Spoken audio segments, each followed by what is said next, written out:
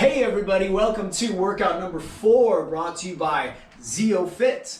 That's what's up. So workout number 4, being an even number, is going to be a recovery workout. Yay, recovery! All right, that's what's up. So the workout here is going to take an hour. You don't need to take any rest during this workout because there's not really anything that's very difficult. So you just move through everything smoothly, putting your focus into your moves. Not that difficult, all about balance, all about joint stability, and a little bit of sport-specific strength, but it's all a good kind of balancing strength. There's nothing that's going to make you crazy sore. There's nothing that's going to hurt you. So don't be afraid to do all the work here. All the work, because it's good work. It's the kind of work, it's the gift that keeps on giving. It makes you feel better for tomorrow. It makes you feel better next week. It makes you feel better right now.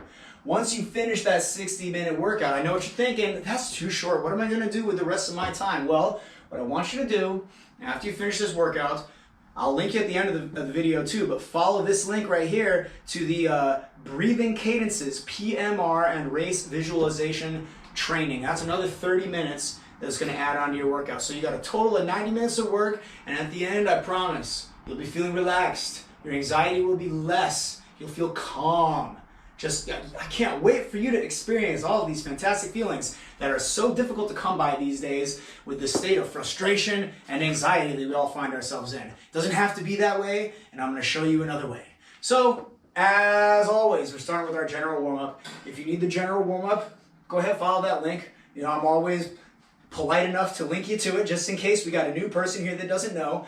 Once you finish that, we're going to go 10 and 10. The way we're going to do it, no push-up. We're going to do TEASE instead. So you got 10 walkouts, and each one, you're going to walk out, plant the hands right under the shoulders, tee up, rotate, bring that shoulder back, reach straight up, follow it up with your eyes, big breath in, take it back down, big breath in, opposite side, and walk it back.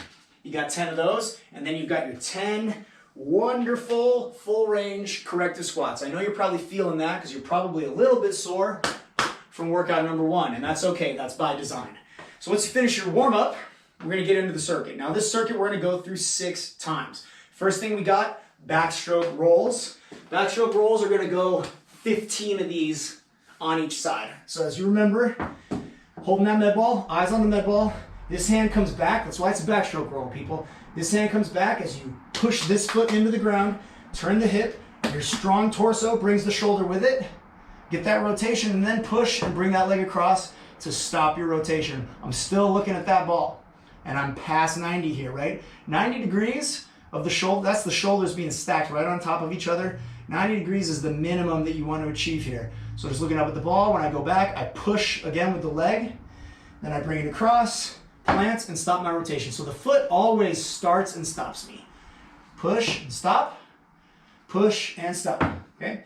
Once you finish 15 of those, then you bring it up to the feet. And once you finish 15 of those on both sides, all right? I don't want you to do one side, I want you to go right, left. And then for these windmills now, again, you're gonna go right, left. For the windmills, med ball is up overhead. Again, as soon as I start leaning, eye contact on the ball. Whenever you're working these balancing type moves, eye contact on the ball is gonna help you maintain that balance. Just helps with the proprioception. Back of the hand to the thigh, lean hips back, rotate as I bend down and come up, right? Now I feel the stretch on the opposite leg. See, I'm leaning towards the right. I'm feeling the opposite stretch in the leg and hip. I'm feeling the stretch, I should say, on the opposite leg in the hip and the back of the leg, predominantly. So from the side here, you're gonna see the back posture I'm looking for, and you'll watch how the hips move back on this. So hand comes down, it's almost like I push my hip back with my hand here. So I start to lean and rotate. You can see the hand comes down to the inside of the thigh, or the inside of the foot, I should say. I'm looking up at the ball, come back up and lock it all the way up to the top. I see a lot of people that don't come all the way up to the top. They'll come up to here and think they're done, all the way up, and at the top, the eyes come forward, right? So you got 10 of those on each side. After that, down on the ground. So after that, we're gonna go hand-foot pass. I love this move, hand-foot pass, and there's a couple of ways that you can focus on certain aspects of this to make the move even better, right? The basic premise of the move is I lay on my back, I'm holding the ball in my hands, I sit up onto my hips, pass the ball to my feet, open back up, pass the ball from my feet to my hands, hand-foot pass, right? But the way that you can really make this move better is by putting some speed, some acceleration into this, and making sure that when you're holding the ball with your feet, that you're not just balancing the ball on your feet, but squeezing the ball with your feet as well. And when you engage your hips in that way, it's gonna make your abs turn on even more. And trust me, you want more ab activation, even if you don't know it yet. So what I'm gonna do, bring the ball back overhead, and I wanna be holding it like this with my elbows up. Not like this, but try to get those elbows up here, open up the chest a little bit more, and I'm gonna sit up, hand it off to my feet, extend the legs fully, and then I wanna pull it in tight and kind of throw it. I wanna really, if I don't catch it with my hands, that med ball is gonna hit me in the chest hard. All right, so I'm not just sitting up and bringing it to my hands. I'm closing it and using my flexors to pull my knees in. I'm throwing that ball into my chest. Watch again. So here's 1, 2, 3, 4. And the way the reps work on this, we're going 6 rounds of the circuit. So you're gonna go 20 for the first 2 rounds, 16 for the next 2 rounds, and 12 for the last 2 rounds.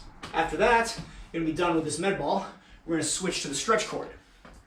Grabbing this stretch cord, I'm gonna work bent bicep curls. 20 reps, give yourself good resistance. 20 reps is not that much. Good form, full range. Remember what the form on these looks like. You're gonna wanna be doing this. So if I'm just standing doing the bicep curl, elbows are in at the ribs, curl up, release. Simple, right? I'm not doing this. I'm not bringing the elbows away from my body.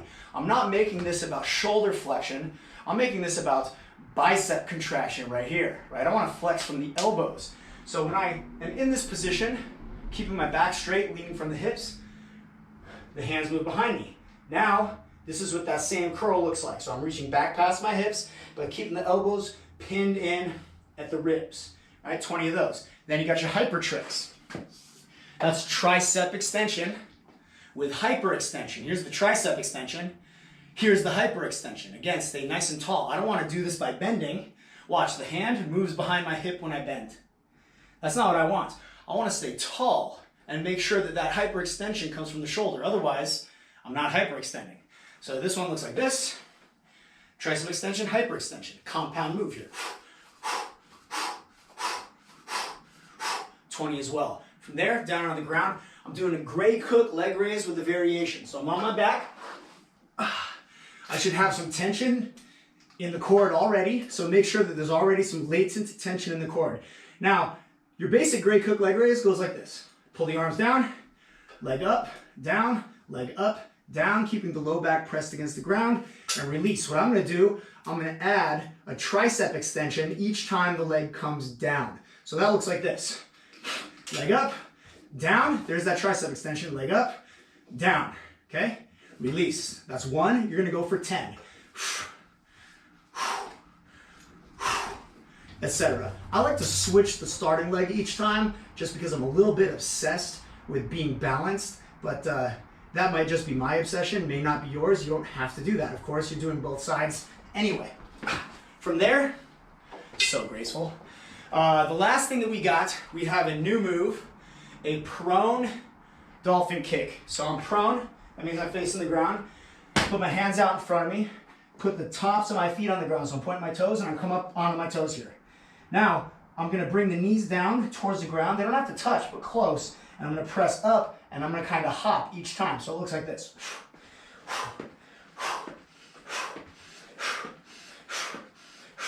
And you can change this move range-wise so that you're not getting too much of an uncomfortable plantar flex on your foot. You do want to get a stretch there. That's part of it. And when I'm plantar flexing my feet, my toes should also be coming in. My feet invert as I come in here. So plantar flex, invert, toes are together, feet are hip width. Last thing we got is the supine race start lift. So body straight, arms in this race start recovery position. That looks like this. And what I'm going to be doing is pulling my elbows back, pressing my head gently against the ground so I can lift my body off the ground. So it's just going to be my heels, back of my head, and my elbow to knuckles that's pressing against the ground. And I'm going to inhale as I lift right here.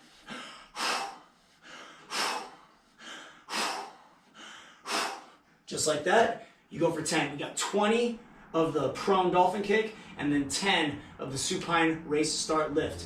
There should be a PMR race visualization and breathing cadences video. It actually should be up there. So go ahead, follow that, get your half an hour of breathing, PMR, and race visualization. Get some.